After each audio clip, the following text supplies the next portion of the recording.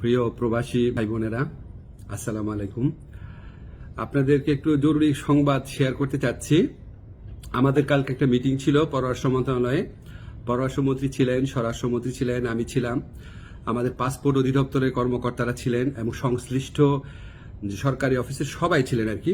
তো আমরা সেই ডিটেইল আলোচনার মধ্যে দিয়ে আমরা কিছু সুসংবাদ পেয়েছি। প্রথমে সেটা শেয়ার করি।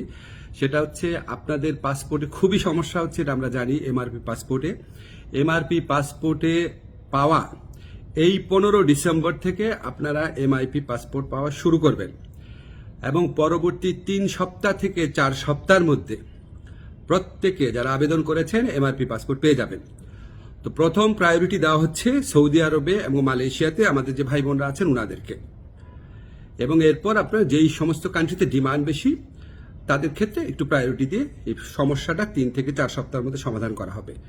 এবং এত পরিমাণ এমআরপি পাসপোর্ট ছাপানো হচ্ছে যে ইনশাআল্লাহ আগামী 2-3 বছরে এই সমস্যা আর কখনো হবে না।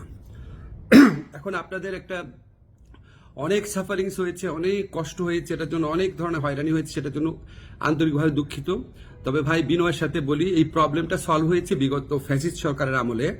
সেখানে আপনার যে তৎকালীন মন্ত্রী ছিলেন উনি আপনার এই পাসপোর্ট ছাপানোর কাজটা ওনার একটা পরিচিত কোম্পানিকে অনিয়মতান্ত্রিকভাবে দিয়ে দেওয়ার চেষ্টা করেছিলেন। তো সেই প্রক্রিয়ায় রেজিস্ট্রেন্স করতে গিয়ে, এটা আপনার টেন্ডারিং করতে গিয়ে অনেক 1.5 বছর সময় ক্ষেপণ হয়। তারপর ওই পুরা প্রক্রিয়াটা আমরা আসার পর বাতিল করে ফাস্টেস্ট ওয়েতে যাওয়ার জন্য একটু টাইম লেগেছে, আপনাদের অনেক কষ্ট হয়েছে, আন্তরিকভাবে দুঃখিত।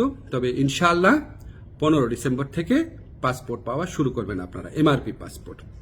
আর ই পাসপোর্টের ক্ষেত্রে আপনাদের সহযোগিতা করার জন্য আমাদের ডিসিশন হয়েছে যে এখান থেকে দরকার হলে টিম যাবে বায়োমেট্রিক ডেটা নেওয়ার জন্য, সেগুলি আপনাদেরকে পরে বিস্তারিত জানানো হবে।